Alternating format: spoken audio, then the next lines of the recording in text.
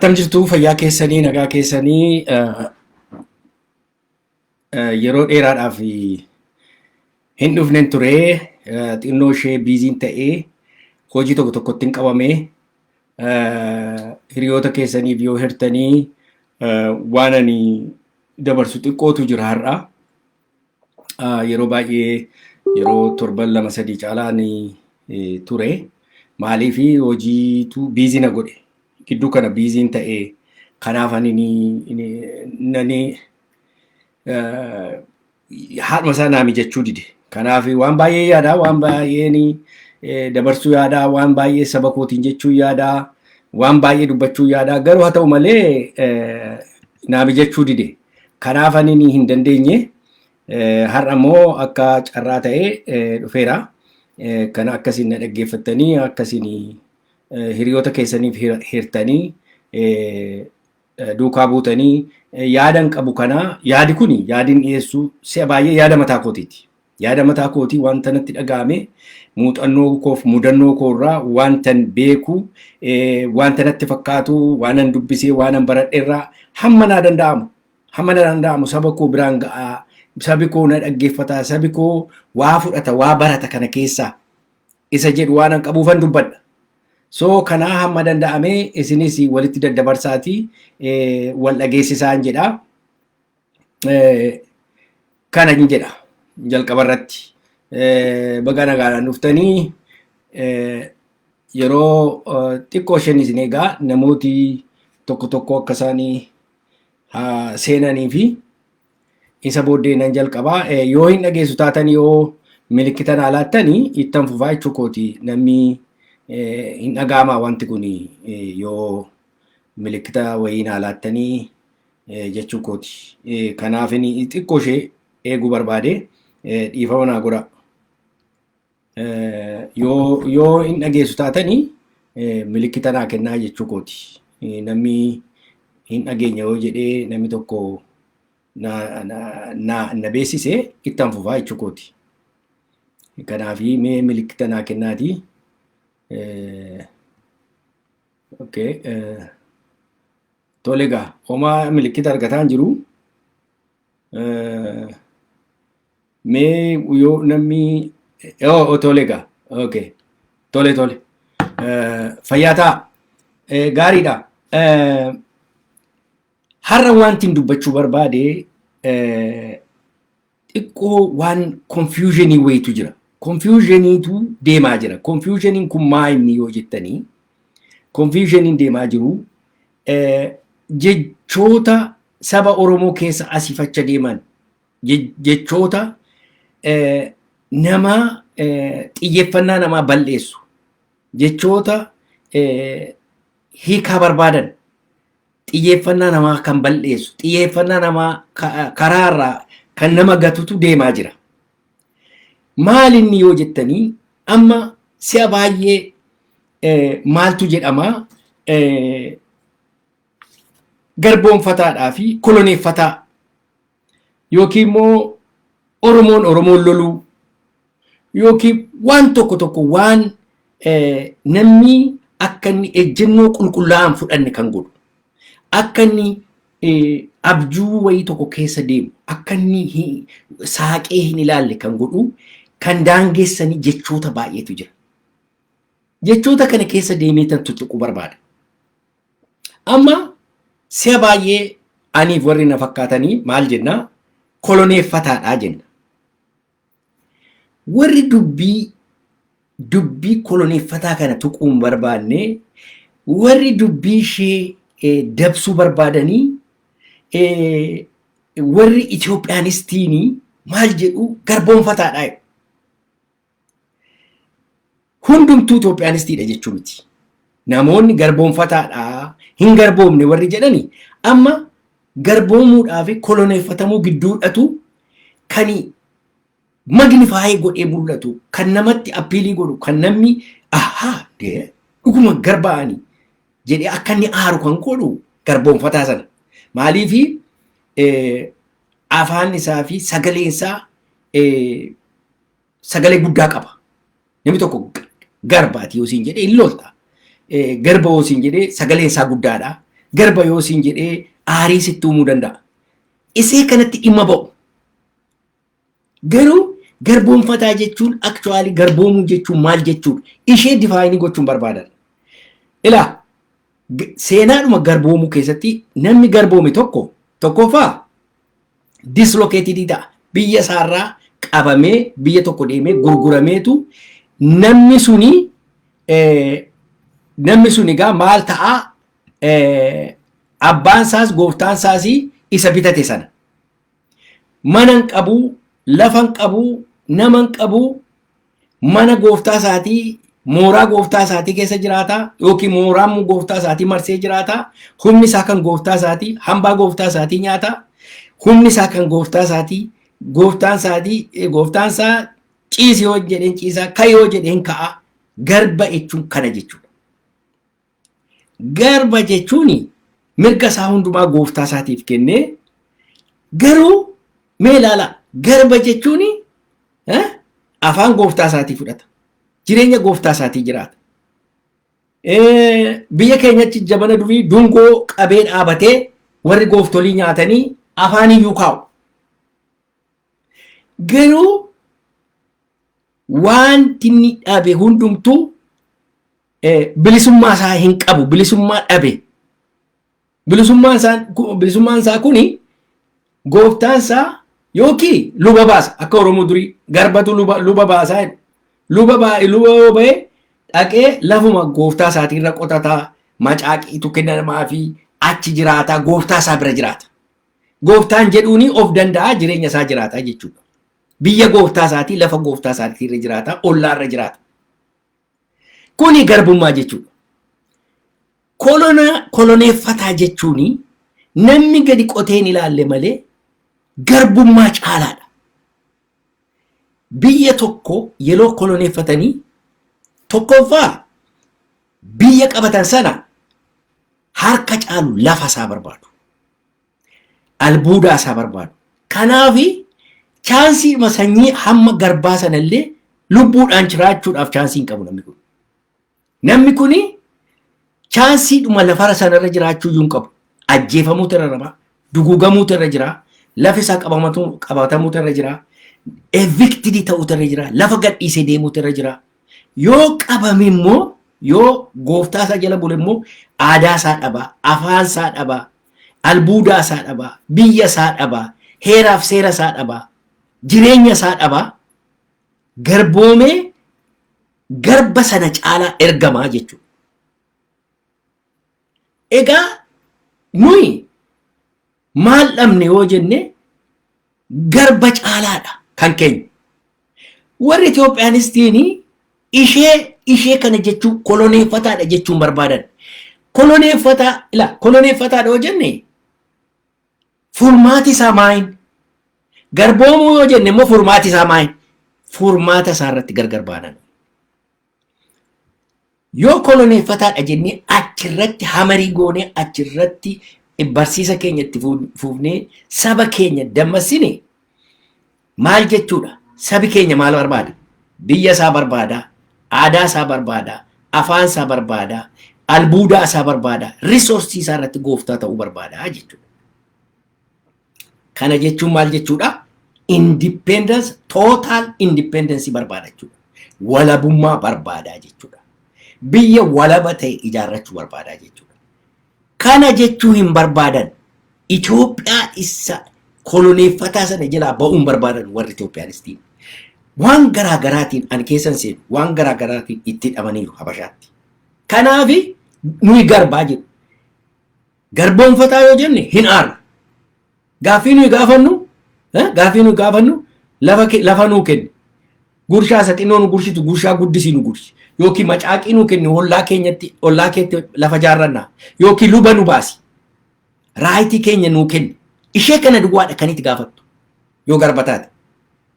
Yoo garba taate akka Ameerikaa kan amma fakkeenyaaf equal right barbaadu. Garbummaa keessaa ba'anii filuudhaaf filamuu barbaadu. Biyya isaanii maallaqa yeroo qaxaramanii walqixxee kafalamuu barbaadu. Waan baay'eetu jira garbummaa keessa. Garuu kan keenya akka isaanii miti. akka Aborijaanii warra Australia, akka warra original Americans, Red Indians warra ittiin jennu. Red Indians jechuun jaalatan garuu isiniif agaluuf warra Amerikaanonni biyya kana dhufanii lafarraa genocideidhaan lafarraa isaan fixanii reservationii naannaa reservationiitti isaan gashanii lafa isaanii irraa fudhatan kolonii jechuun akkas jechuudha. Kolonii jechuun yeroo Ingilizii nama fakkeenyaa fi biyya Keeniyaa bitaa ture lafa hundumaarraa fudhatee garba godhatee fudhate kolonaaizii godhe jedhama. Koloniidhaaf solutioniin isaa maalinni garbummaadhaaf solutioniin isaa maali? Amma koloniidha yoo jenne deemee gargar ba'anii walabummaa biyya walaba ta'e tokko ijaarrachuutti adeema. Isinii galee biyya walaba ta'e tokko ijaarrachuutti adeema. Sana hin barbaadan warri Itoophiyaanistiin sana dhaga'uu hin barbaadan. Maaliif biyya walaba ta'e akka Oromoon ijaarratu hin barbaadan. Maaliif hin barbaadan? Gooftolii isaanii jala akka nu jiraannu barbaadu. Gooftolii isaanii jala firfaarii funaanaa isaaniif sagadaa garbummaa keessaa nu baasaa jecha bilisummaa isheetii xiqqoo dubbachuu, mirga nyaachuu, mirga jiraachuu, mirga kanaa, mirga karaarra deemanii iyyuu waan akkasii kan argannee nu gahaa jedhu. Nummoo warri walabummaatti amannu no kun mirga mitiin. Mirga biyya keenya fudhachuu, mirga resource keenya irratti ajajuu, mirga abbaa biyyaa ta'uu, aadaan keenya, biyyi keenya, lafti keenya laa inchiin tokko kan Oromoon irra qubate inchiin tokko utuu darbamee kennamini, inchiin tokko utuu hin darbini hunduma isaa fudhannee biyya walaba ta'e Republikii tokko, Republikii Oromiyaa irratti ijaarranii jiraannaa dhagaaf hin geenye. Kanagaa basic difference in Kenya kan. Isaan garbummaa irratti cichanii nuyi garba jedhanii cichu nummoo no garbummaa duwwaa miti koloniidha nuyi.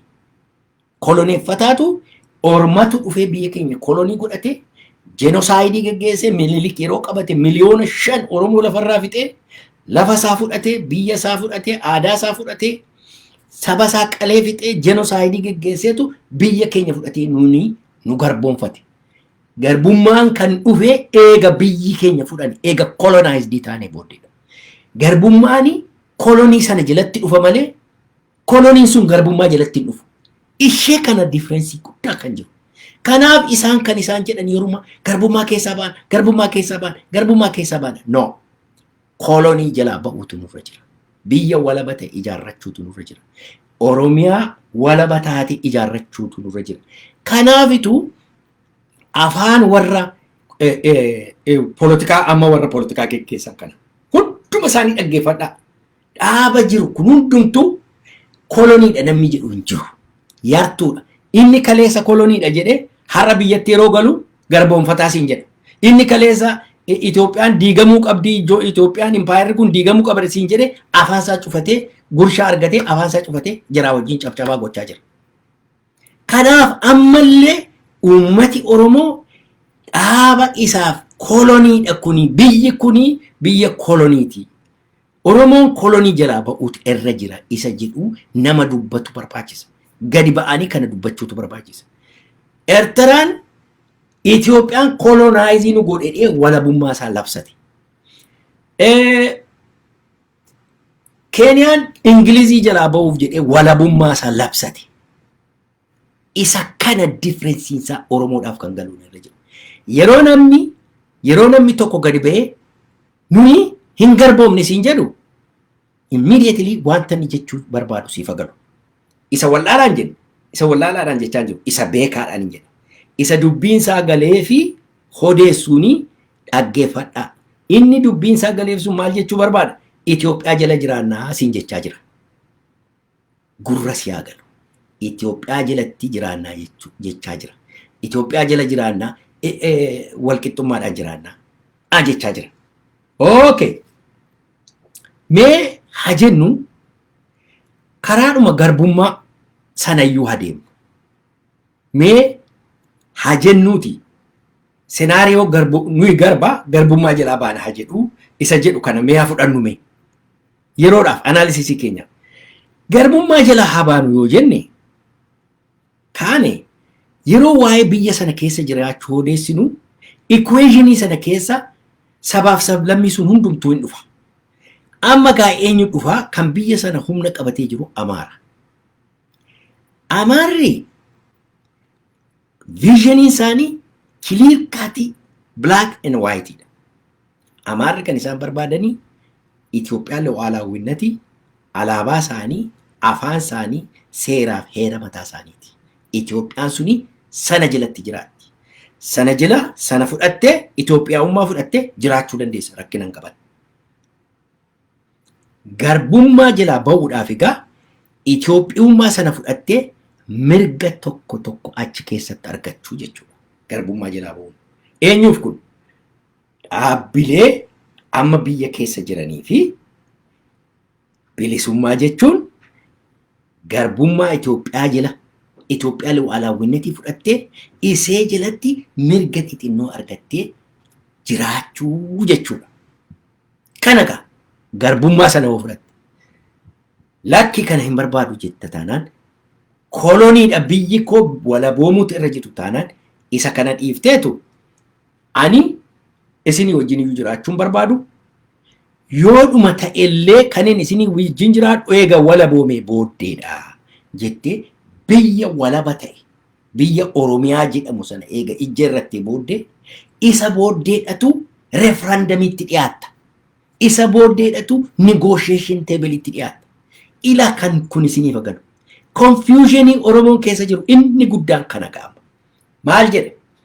Oromooni biyya walaba ta'ee ijaarrannaa jedhu jira. Garuu prioritize gochuu dadhaba. Isa kamtu dura aana? Biyya walaba ta'ee ijaaruudhaaf isa kamtu dura aana? Biyya Itoophiyaa sana keessa sabaaf sablammii kan biraa wajjin jiraachuudhaaf kamtu dura aana? Kan dura aanu seerattis, heerattis, seera addunyaattis biyya kee walaboomsita jalqaba. Oromiyaa walaba ta'e ijaarta. Jaallattis jibbitis waan barbaadde waasuutti gatiin qaba. Biyya sana eega ijaarte booddeedhatu referendamii geggeessita. Referendamii eega geggeessite Itoophiyaa wajjin jiraachuu barbaaddamu kophaa kee jiraachuu barbaaddette uummata sana eega gaafattee booddee uummati sun kophaa jiraachuun barbaada yeroo jedhu kophummaa isaa fudhateetu warra kan biraa immoo akkatti wajjin jiraatu sabaaf sablammii kan biraa wajjin akkatti jiraatu isa toshachuudhaaf immoo negotiation table'itti dhiyaata. Isiniif agalu ijoollee.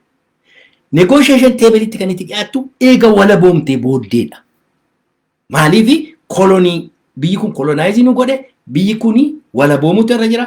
Isa booddee waa'ee Itoophiyaa wajjin jiraachuu, waa'ee Amaaraa wajjin jiraachuu, Tigiree wajjin jiraachuu, Sidaamaa abbaa fedhe wajjin jiraachuun isa booddee dhufa. Amma gaa warri intellectualii waliin jiru eliitiin kun kanatu uummata Oromoo gowwoomsuu barbaadu. Maal jedhu hin walaboomnaa biyya dimokiraataa Itoophiyaa dimokiraatawaa keessa jiraanna jedhu. Yeroo ilaaltan rooziidha, filaawariidha, bareedaadha. Itoophiyaan dimokiraataa eenyu jibba? Amma Daaniil nama gadheedha Itoophiyaa dimokiraataa hin jibba. Dubbittiin achi hin jiru. Itoophiyaan dimokiraataa abjuudha. Maaliifi Itoophiyaa poolitii jalatti har'a nafxanyaan inni biyya qabatee jiru waan tokkitti barbaada. Isa guutteefi jennaan akka barbaadde sirbuu dandeessa biyya sana keessatti. Maal kan inni barbaadu? Kan inni barbaadu Itoophiyaa poolitii sana jalatti gaaddisa Itoophiyaa sana jalatti Itoophiyaa lu'aalaawwinnati Minilik siraata Minilik Haayile Sillaasee lafti kan isaanii ta'e biyyi kun iddoo kudhanitti ciramee akka duriitti akka gabbaariitti deebi'e akka kibira hagarii isa jedhan yookiin qinye agargizaati isa jedhan sanatti deebi'ee jennaan dhimma hin qaban Amaara gubbeerra ta'anii jennaan. Isa mitii dimokiraat isa immoo sii fudhataan jiran.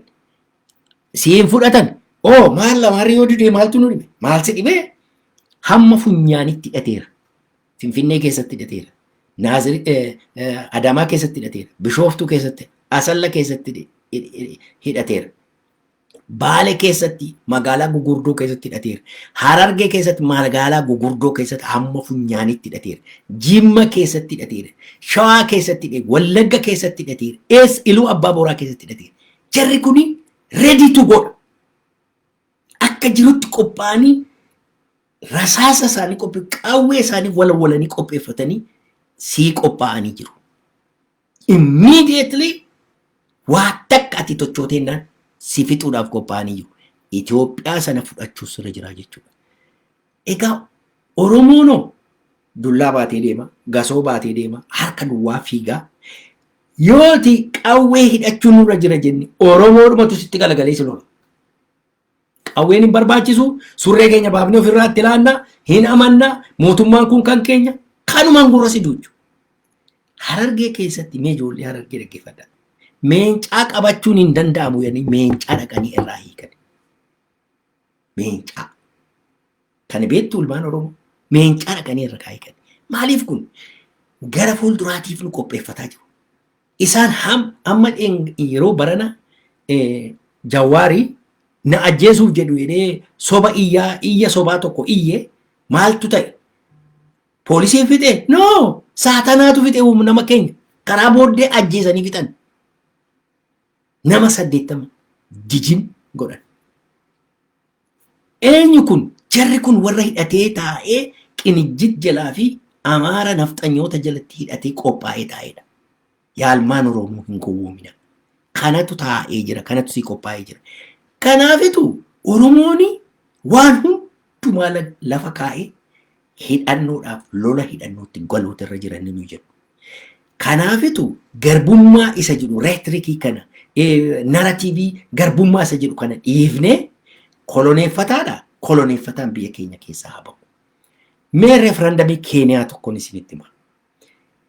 Yeroo Keeniyaan sabaaf sablammii qaba. Jomo Kenyaattaa yeroo Ingilizii lole. Ingilizii jalqaba lolee biyya walaba ta'e ijaarrate. Ingiliziin gadhiisee baqate. Maa'oo Jomo Kenyaattaa fa'aa lola hamma du'aatti cichanii lolanii ofirraa ari'an Ingilizii. Ingiliziin eega walaba ta'ee boodatu Keniyaan eega walaba ta'ee booddeedhatu gara referendamiitti deeme. Gara negotiationiitti deeme. Maaltu ta'e isa booddee? Booranni guddoodha biyya sana keessaa. Booranaan waamee maal ittiin jedheen? Ilaa referendamii geggeessaa jirra. Boorana jedhe referendamii godhadhu. Ilaa biyya guddate ilaala. Referendamii godhadhuuti. Nu wajjin jiraattamoo? Itoophiyaa sana keessa Oromoon jiru isaanii wajjin jiraattaa jedhee gaafate. Keniyaattaan. Booranni walga'ee maal jedhe? Lakkii. Mirga keenya nu eeddanii paarlaamaa kan keenya keessatti iddoo autonomous regionii keenya nu eeddanii jennaani isinii wajjin jiraachuutu nurra jira. Oromoon Itoophiyaa keessa jiru ofumaayyuu kolonii jala jira. Amaaratu dhiitaa jira. Nu isaanii wajjin hin jiraannu. Obbolaan keenya rakkina guddaa keessa jiru. Gaafa isaan walabooman haasofna kanaa. Amma garuu isinii wajjin jiraannaa jedhanii Keeniyaa wajjin jiraatan. Isteeppii isaa laalaagaa. Dura walaboomanii kana booddee referendamiitti deeman. Eertiraan akka godhe dura walaboome kana booddee referendamiitti deeme. Utuu yeroo sana uummanni lakki nuyi Itoophiyaa wajjin jiraanna jedhe Isaayyaas waa tokko gochuu hin danda'u. Isinii galee kana gaalmaan Oromoo. Kanaafitu kolonii inni nuyi jennu kana. Warri Itoophiyaanistiin immoo dhaabii kutaaraan amma biyyatti nam'itee jirtu kun kan isaan barbaadanii garbummaadha. Garbummaani raayitii tokko sii deebisuudhaan dhumata. Tireeteri kileemiin gootu, daangaa kileemiin gootu, daangaa biyya sana Itoophiyaa keessa jirta. Mirga kee, afaan kee, waaloo kee, waan xinnoo si ayyameen rakkinni hin jiru. Kanaafiti nuyi garbamini nuyi kolonii jala jirraa kan nu jennu kana. Kanarratti irra deddeebinee saba keenya barsiisuu nurra jira.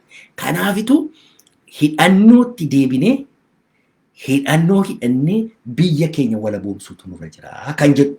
Kanaaf egaa kan hin iyyu. Kan biraani jecha koloniitii fi jecha garboomfataa isinii jedhu walii isinii maseera amma hin danda'e gara fuulduraatti ittan fufa. Haa ta'u malee ilaa ilmaan Oromoo har'a wordii completely Oromoo confuse godhu jira. Maal jedhu? Azmaarota kana yoo ilaalte yoo Jawaar faa ilaalte yoo maaloo faa ilaalte Jawaarii maaliif yeroo wallaggi dhumu caal jettaa jennaan Oromoof Oromoo wal lolaa jedhe. Ijoolleen amma warri sirbituun gadi yaate Oromoof Oromootu wal lolaa jedhe. sirba isaan baasan dhaqaalaa amma tokko engadda sirba baase sirbi isaa gaariidha jedhee dhaggeeffadhee maal jedha namni mana tokko jiraatu citaa waliin saamu jedha. Maal jechuudha Itoophiyaa ijaaraa jirra citaa waliin saamnu jechuudha. Sirba keessallee meeseejii kana dabarsu. Oromoo biraa ilaalaa Oromootu biyya bitaa jira. Amaara biraa Amaara biyya bitaa jira. Dubbiitu wal'ee. Dubbiitu wal'ee. Abiyyi ani Oromoodhaas hin jedhu. Ani Amaaraa. Ani haati koo nugusa ta'inaan jettee. Ani Minilikii nan fidaa. Ani Hayilee Sillaaseen deebisee fidaa. Sirna Amaaraatu sirna gaariidha. Sabboonummaa Oromoo balleessi. Waan Oromoo maaloo jedhu kutaaraa kana gataa of keessaa. Deemee dhaqee Boorana keessa afaan Gujii, afaan Booranaa, afaan Wallaggaa, afaan Harargee jechuutti ka'ee. Namichi kuni namni qulqulluun namni dhugaa haasa'u biyya sana keessa Abiyyi duwwaadha. Dhugaa dubbachuudhaaf. Yeroo pirinsipilii isaatti dhufu ifatti xaliilatti dhugaa isaa haasa'e. Kan sobarratti hundaa'e jireenya sobaa jiraatii soba dhugee soba tufu Oromoodha. Oromooni ani Oromoo sanni hin jenne Oromoodha jedha. Abiyyitu lolaa jira warra Wallaggaan kan fixaa jiru Abiyyi. Kan Booranaaf Gujii fixaa jiru, kan Walloo fixaa jiru, kan Shawaa Kaabaa fixaa jiru, Harargee keessatti kan nama ajjeesaa jiru Abiyyi bar. Isa Amaaroof hin jedheedha. Gurri keessi dhagaa. Ati immoo achi deebitee Oromoodhaa jetta. No, nafxanyaa humna nafxanyaa mootummaa nafxanyaatu Oromoo lolaa jira. Deebiin kee kana hin sobdaa garaa keetiif jetta Oromoo lolaa hin jiru. Uummata Oromoo gowwoomsaa, uummata Oromoo awwanaabbadaa jirtu dhaabaan isiniin jedha. Oromoo lolu. Abiyyi ani Habashaadhaa jedheera. Itoophiyaa lu'aalaawwinnattiin fidaa siin jedhe. Kana hundumaatu inni dubbatu achi as galagaltee achi as deebiteetu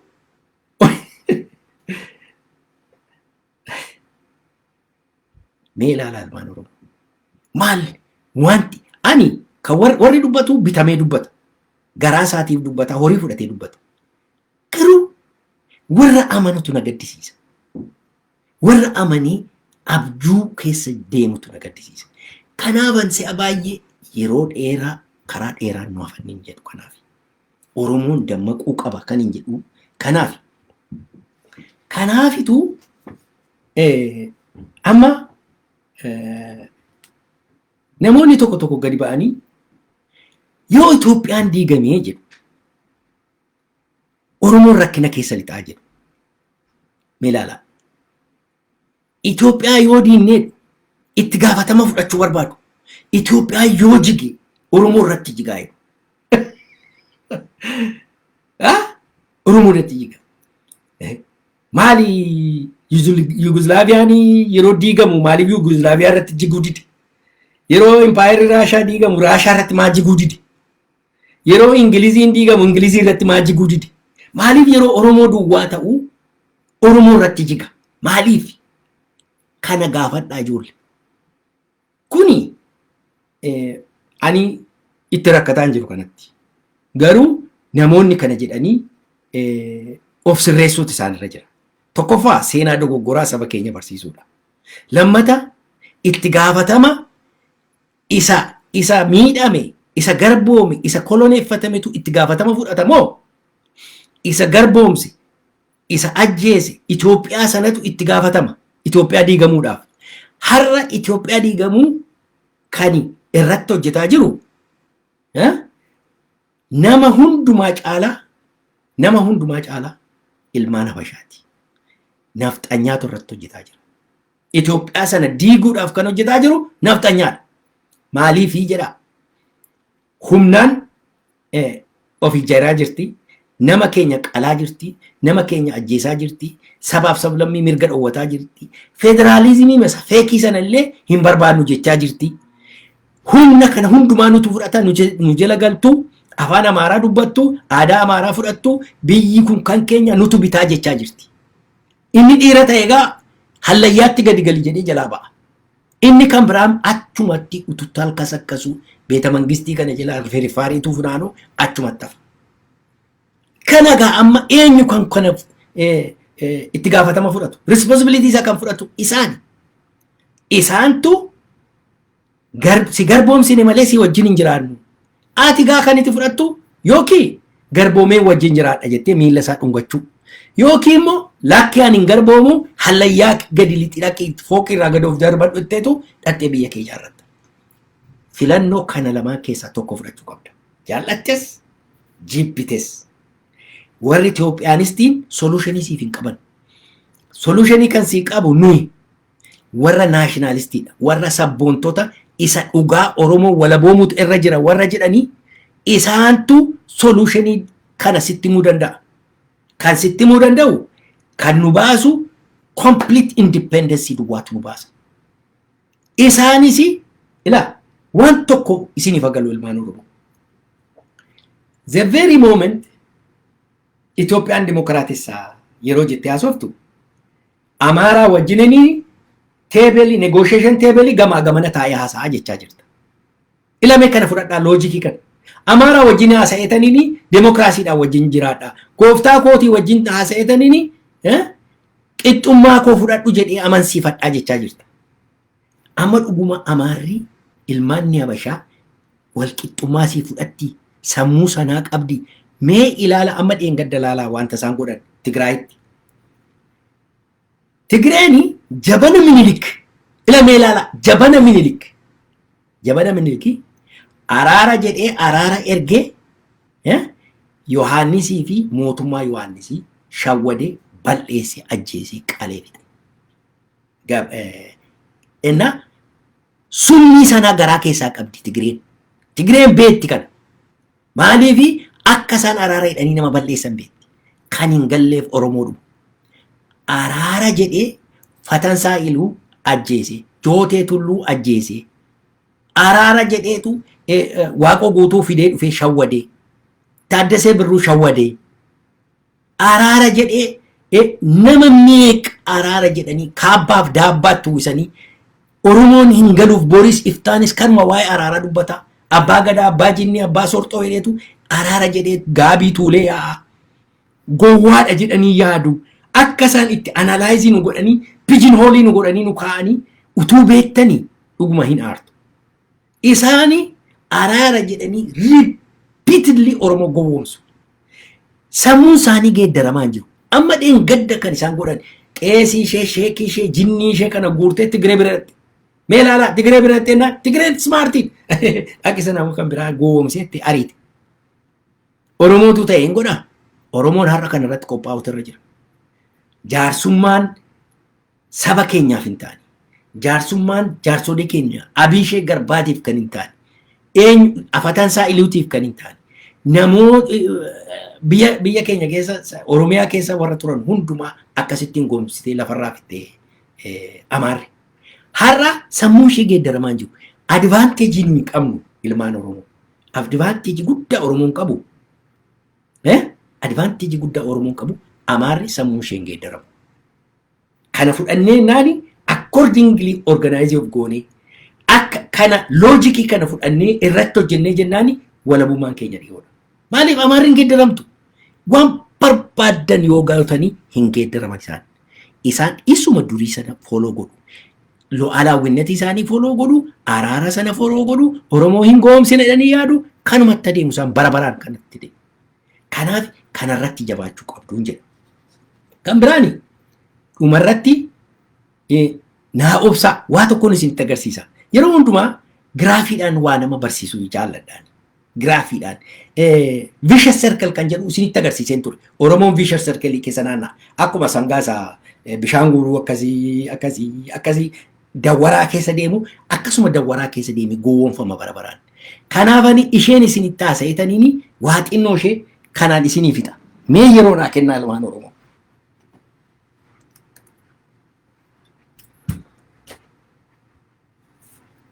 Ilaa har'a kanan qopheesse fuula koo arguu baattanii homaan jedhu I hope hin agartu. Ilaa addanan jedhe asitti jalqaba serkeliin koo asii submission jedha current conditionii Oromoon keessa jiru. Kana booddee discontentedha. Maali kuni maala waan akkasii nurratti hojjetu nu ajjeesu maaloodha boo'icha. asirratti lola jalqaba Oromoon. Asirratti ishee kana dhiisa. Ishee kana irratti immoo negotiation jalqaba. Jaarsa dhufaa, maaloo dhufaa, sorxaaf saraxaa dhufaa, wayyaa guuree dhufaa, daabbaa guuree dhufaa, hinqeesii dhufaa, bataskaana fiddii maaloo baattee deemtii, daaquun ishee dhufaa, daftaraa ishee dhufaa. Kana booddee gowwoomee dhufee addana dhufa. Addanatti sammiitii godhee immoo qalama. Hindu ammoo ammas immoo discontented ammas faayitii jalqaba. Ammas negotiation dhufa. Ammas gowwoomsaa dhufa. Ammas kanuma keessa naannee waggaa 150 Oromoo. Vicious circle. Kana kee ila addana gaa maaltu jira beektu dhaaba organizationii ila iddoo kana keessa submission kana keessa organizationii politikaa har'a addana toora galtee jirtu kuni addana keessa jirti. Yeroo Oromoon dal'ansuu jalqabu as dhuftee bukkee fakkaatti hin sobdi. Sobdee dhuguma Oromoo miidhameera maaloodha. Yeroo lolli jalqabu hin baqattee galti. Gooftaa isheetti galti. Ila as dhuftee as geessee ol deebiti. Hin deemtu as hin dhuftu. Hin sodaatti kaa. Asitti lola keessa lixxu. Daftee dhufteetu addana jala dhokatti gooftaa ishee jala. Gooftaa jala fiiddee dhuftee dhitti. Achi booddee lolli yeroo jabaatu gooftaa ishee mooda jedha. Aha!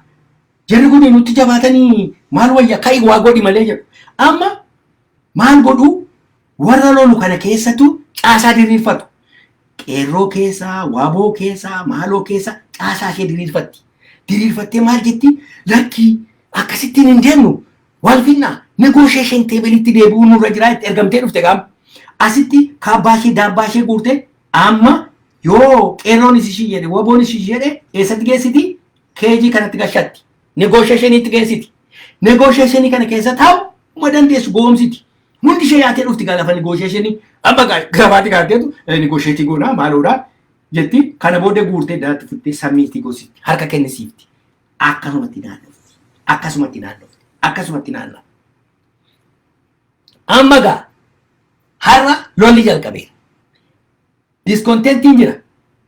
Lolli Wallagga, Gujii, Boorana, Walloo, Shawaa Kaabaa keessatti lolatu jira. Lola kana keessatti isa durii caalaa ingiriidiyentii isaatu geeddarame. Maanni wabootu itti dabalame kanatti.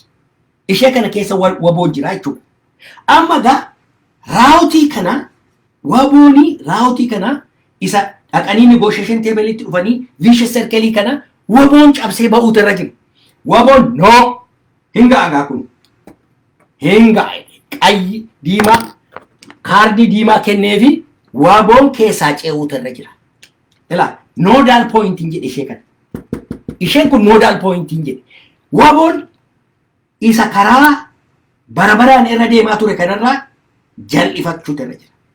Irraa ce'ee achii ol bahee dhufe ishee kana laala walabummaa Oromiyaa Republic of Oromiyaa ijaarrachuutu irra jira waboon. Isa booddeedha negotiation inni jedhamu kun kan dhufu kana booddeedha. Walabummaa isa jedhu kanarratti ce'uutu irra jira. Har'a gaa present situation keenya eessa jira? Ila kanarra jira. Nodal point asirra jirra ammanuu. Asirra Oromoo haa ta'u, Amaaraa haa ta'u, Gurraacha haa ta'u, maaloo haa ta'u, waaboo irratti kan isaan duulaa jiranii ishee kanarra. Waabootu irraa jallachuuf ka'e. Irraa jallatee gara Oromiyaa walaboomsuu isa jedhutti deemuudhaaf ka'e. Lola jalqabe Wallagga keessattuu dhiiga guddaa dhangalaa'eera. Gujii Walloo keessatti dhiiga guddaa, Boorana keessatti dhiiga guddaa, Shawaa Kaabaa keessatti, Ilubbaabor keessatti dhiiga guddaa dhangala'aa jira. Har'anni kuni waboo karaarraa jallisa. Isa durii irraa jallisee gara walabummaatti akka inni deemu gochaa jira. Amma gaa warra addana jirtu kuni waboo hamma danda'ame akka inni negotiation table dhufu gochaa jirti.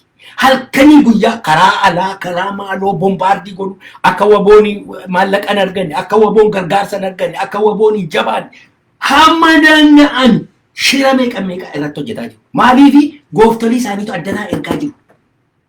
Maaliif addanatti hin dhaabanne addana dhufee waboon kana keessa darbee iddoo kana ga'aa jira. Egaa nu akka addanarra ga'e dippaan addanatti jaanchariirra ga'e karaa qaxxaamuraarra ga'e karaa isa duriirra deemamoo karaa isa haaraa ofii filatee deema.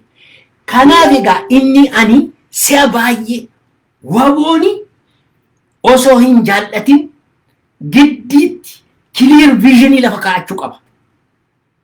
Garboonfataa isa jedhu kaasuu tarara woordii sana. Jallates jibbes. garboonfataadha Itoophiyaa dimokiraatessu maaloo isa jedhu kana afaan warra gantuu kana of keessa baasuu qaba waboon asitti. Kana ta'u taanaani necessarily iddoo kana dhufa waboon. As ga'ee jennaan ganamuu isaatii uummanni Oromoo ganamuu isaatii hiikkachuu isaatii rukutamuu isaatii garbummaa ganaa waggaa 150 200 keessa seenuu isaatii. Kanaafi waboon jaancharii kanarraa no ani clear vision qaba walabummaa Oromiyaatti namana karaan koo karaa durii miti karaan koo geeddarameera warri barbaadan natti dabalama ani kunoo biyya walabata ijaarutti adeemaan jira jedhee gara natti deemuu qaba. Yoo isaan negotiationii itti kaasanii negotiationiin walabummaa booda referendamiin walabummaa booda jedhee deebisuuti tarara. Maaliif historical fact to support godha. History to deggera history to gargaara waboo kan gargaaru history seenaa tu gargaara. Maaliif wabooni akkuma sha'abiyaan hojjetaa jira. Sha'abiyaan kan inni hojjetaa jira. Maao movementiin kan inni hojjetaa jira. Warri kolonii keessaa ba'an kan isaan lolanii ba'an warri Boliviyaa warri Kuubaa warri maaloo Latiin Ameerikaa wanta isaan hojjetaa jira waboon wanta haaraa biyya lafarra kan irratti uumuu hin qabu waboon. Wabooni biyyi garboome biyyi kolonii jalatti kufee jalaa naafa ba'u jedhee lolaa jira. Wanti haaraa waboon hojjetaa jiru ilmaan Oromoo. Warra isin gowwomsuun dhaggeeffatina isin gowwomsu isaan garaa isaaniitiin warra bitamanidha. Warra asii utaalanii dhufanii waboo gowwomsuu barbaadan warra as ta'anii addanatti negotiationii kanatti akka inni deebi'u wabooni karaa jaancharii kanarra ga'ee gara negotiationiitti akka inni deemu akka inni negotiationiitti deemu malee akka inni sanarraa deflectii godhe kanarraa jal'atee gara walabummaatti gara Oromiyaa Rippaabilikiitti akka inni hin deemne hamma danda'an irratti hojjetaa jiru. Kanaaf waac lola jabaate Oromootu bilisummaatti adeeme walabummaatti adeemaa jira. Kanaaf iyyi isaanii amma inni maraannaan isaanii kanaaf kanarratti baruu qabna. Dhaaba hundumaatti uummanni Oromoo ilaa nurraa ta'a jedhee uummanni Oromoo deebii kennuufii irra jira. Warra Itoophiyaa yoo diigame maaltu nutti dhufa? Warra akka jedhu deebii waboonis kennuufii qaba. Warri sabboontonis deebii kennuufii qabu. Karaa negotiation inni jedhamu eessaan nun ga'u jedhanii deebii kennuu qabu. Kanarra deemuuni badiidha nutti fida. Badii nutti fidi. Nu balleessi. Jaarsolii saarxaa barxaan kuni jireenya keenya balleessan, uummata keenya garboomsan, har'a Wallagga keessatti, Gujii keessatti, Boorana keessatti akka saawwaatti karaa irratti nama qalti ilmaanni Habashaa. Ilmaanni nafxanyaa kana gochaa jiru. Ilmaan Oromoo yoom dammaxxati? Yoom dammaxxa? Yoom kaata? Yoom sii gala? Kun jaancharii kanarratti waboon clear idea qabaatee clear vision fudhatee walabummaadhaaf deemna jechuu danda'u qaba. Kanarratti immoo waboo gargaaruu qabna jechuudha. Waboo duwwaamin uummati hundumtu hidhatee karaa isa walabummaa duwwaadhaaf karaa isa kana duwwaan nu baasa isa jedhu irratti hojjechuu danda'u qaba. Republic of Oromia ijeerrateetu isa booddee negotiate godha. Akkuma Shaabiyaan negotiate godha. Akkuma Maao movementiin Jomo Kenyaattaan faan negotiate. Akkuma Mugaabee faan negotiate godha. Akkuma warri Boliviyaa negotiate godha. Akkuma Guveeraa faan negotiate. Akka Vietnam negotiate godha. Akka hundumti isaanii akka isaan negotiate. Akka dheengadda Yugoslaaviyaan diigamee negotiate godha. Akka Sudaaniin bilisummaa fudhatee Sudaaniinis akkasuma cite bara. Akkasuma South Sudaaniin akkasitti biyya isaa dhaabbate. Akkuma sanatu eega wala boomne booddee negotiate godha. Negotiationiin isa booddee dhufa ilmaan Oromoo. Hin gowwoomina inni isaanii negotiate godha. Maal harkatti qabattee negotiate godha? Maal qabda? Homa tokko hin qabdu maal? Harka kee duwwaan. Maaliin negotiate? Yoo Republic of Oromiyaa ijaarratte negotiate gochuu dandeessa. Maaliif humna kee keessa jira? Biyya keeti, biyya abbaa keeti, albuudaa kee jecha, resource keeti. Biyya keeti isa har'a sila nama hundumaa wajjin hirmaattee jiraattu kophaa keettiin jiraatta. Kanagaa ishee kana naa qabadhaati kanarratti clear visioniidhaa fi clear mission nu barbaachisa. Clear visionii clear missionii nu barbaachisa. Uummanni Oromoo kanatti qophaa'uu qaba. Isa Itoophiyaanii yoo diigame maal taana warra jedhu in ilaalinaa iyyuu hin dhaggeeffatina. It's useless. Homaa gatiin qabu. Kanuma gaa har'aaf kana isinii qopheessee isinittiin dheeresse xiqqoo galatooma waaqayyo sinaa eebbisuu fayyaa ta'a gara fuulduraatti immoo kana laallee wanta ta'u immoo deebi'ee dhiyeessuu yaala mee egaa ishee kana ishee raawutii garboonfataa kana dhaqanii negoosheetii godhanii habashaa jalatti kufan kana adaraa yaalmaan Oromoo kanarraa jalladhaan isiniin jedha jabaadhaa waaqayyo isinii wajjin ta'u dhuftanii na dhaggeeffachuu keessaniif galata guddaa qabdu hamma fedhe ta'u namni garuu nooleejii kana argachuunsaa kana baruunsaa waanan beeku hiruun koo anaaf gammachuu guddaa naa kenna maaliif mataa kootti qabachuu narra jiru waan inni jedhu kana namni hundumtuu baruu qaba waaqayyo isin haa eebbisu jabaadhaa isiniin jaalladha bye bye